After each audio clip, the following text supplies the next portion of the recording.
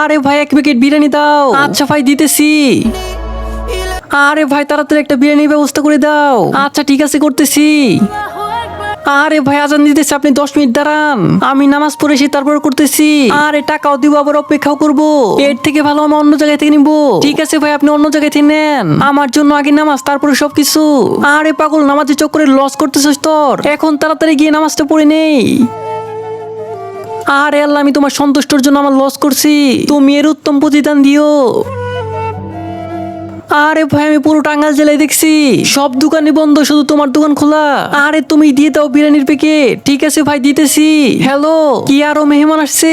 আরে ঘরে আরো মেহমান আসছে, একটা কাজ করো 1 ডেকের জায়গায় 3 ডেক দাও।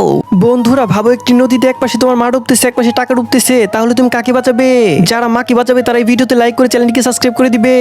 এই নাও 15,000 টাকা। আল্লাহর সন্তুষ্টির জন্য নামাজ পড়লে আল্লাহ এর উত্তম প্রতিদান অবশ্যই দান করেন।